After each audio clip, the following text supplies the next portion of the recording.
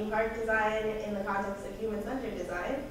And I'm focused on Disney just for this presentation because I'm more familiar and the examples are easier to come by, but this is, it can be applied to anything. So really quickly, here are my courses that I took as part of this thread. In the interest of time, I'm only going to talk about the takeaways from those last two. So Design Innovation 15 and 22. The biggest thing I learned was to iterate. So don't get stuck on your first solution, prototype, get feedback early and often, and be prepared to embrace it. Even if it's not positive and you have to trash days of work that you're super proud of and emotionally attached to, not that that happened to me, of course. Listen to the customer, don't try and force fit a solution that doesn't meet user needs. Pay attention to details, collaborate, and communicate.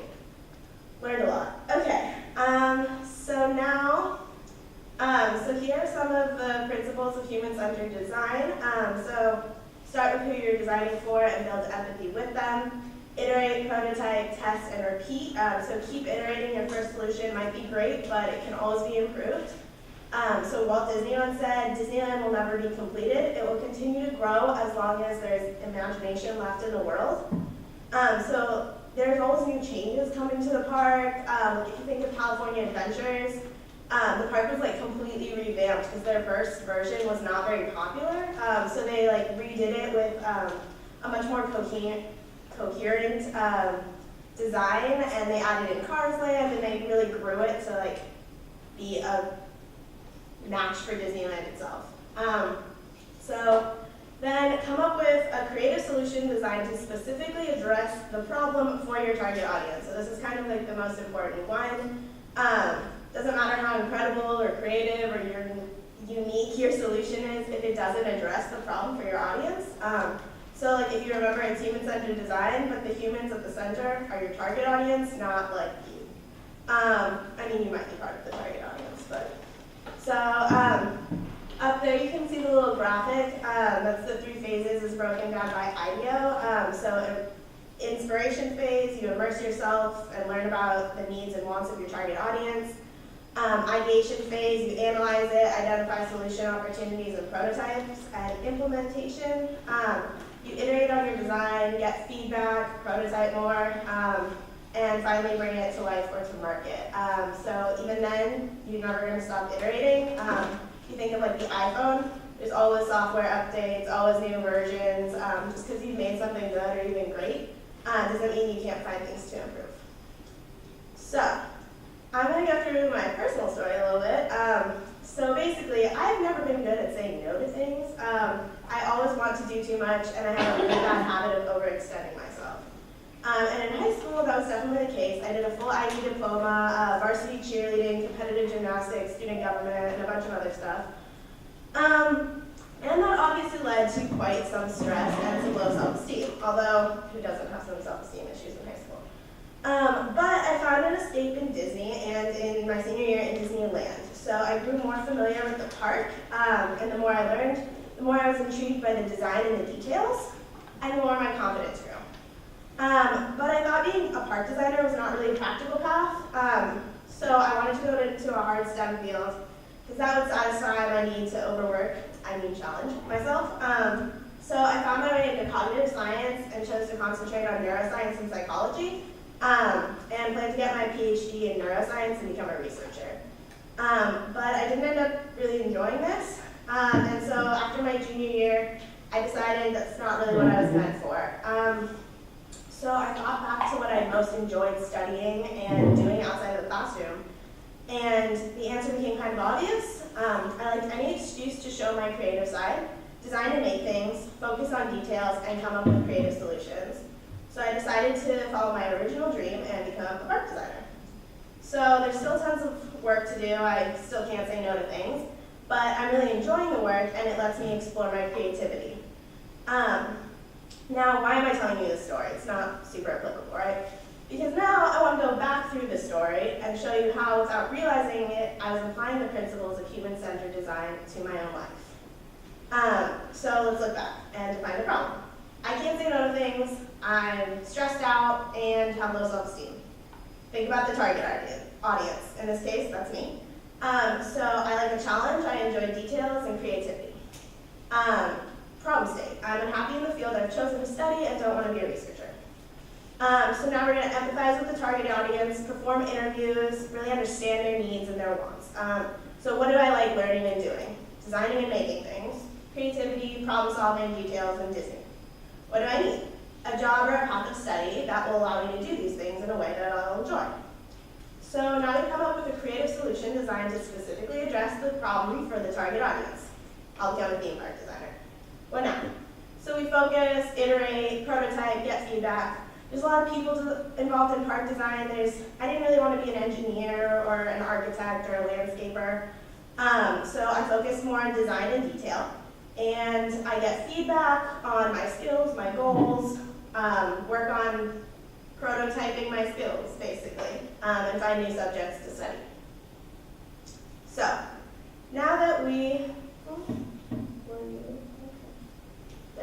Okay, so now that we've applied this thinking to my life, let's apply it to theme parks.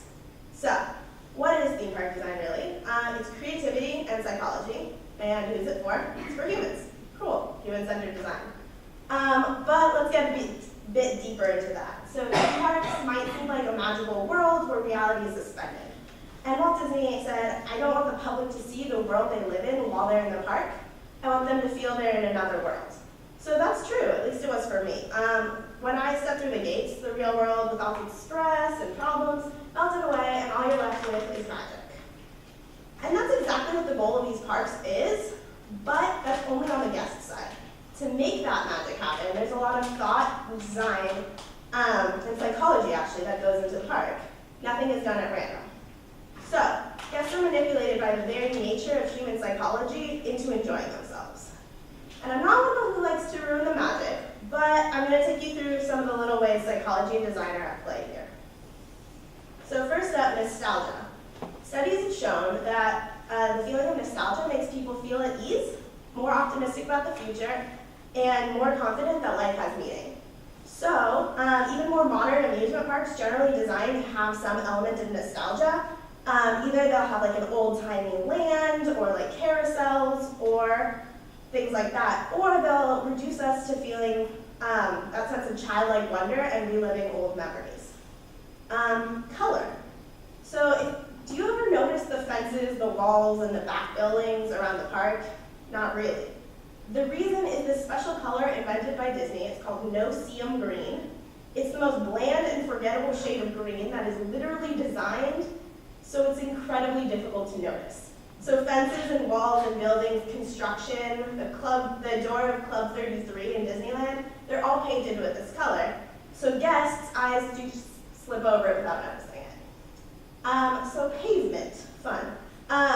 Do you ever wonder why the pavement in Main Street is like pitch black when it's in the middle of Southern California? So it's partly for design, because it's supposed to be a typical American town, but also the heat serves its own purpose by controlling the traffic flow. So there's rarely traffic jams on Main Street, except during like parades and fireworks, because the hot pavement keeps people moving, traveling either further into the park or into the shops on either side. Maps also play a part. So theme park maps never seem to have direct paths or a straight line. The designers want you to wander and meander through the park, spending more time and money. But on the other hand, facilities like restrooms, water fountains, or guest services are clearly marked because you never want an unhappy guest like unable to find a bathroom. Another common trick is forced perspective. It allows buildings to stay smaller while appearing larger.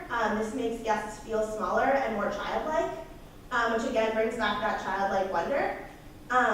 But additionally, feeling smaller can translate into feelings of awe, which has been shown to lower stress, increase altruism, and pro-social behavior.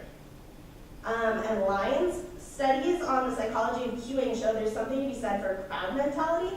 So if you see a ride with a long line, that actually increases the value of that ride in your mind. Because it's kind of like, if everybody else thinks it's good, it must be. But it's also been shown that waiting in line increases the anticipation of guests and they enjoy the ride more. So obviously that's not infinite. If the line is too long, they might be underwhelmed or get bored. But if it's done correctly, it can add to the experience. And even something like trash cans, you're never more than 30 feet away from a trash can because Walt Disney employed human-centered design principles. He studied guests at other parks before building Disneyland and found that that was the ideal distance before someone would throw their trash on the ground. So these are just some of my sources. And then lastly, I just want to leave you with this last quote by Walt Disney that I found particularly relevant. You can design and create and build the most wonderful place in the world, but it takes people to make that dream a reality. Thank you for listening. And I don't know,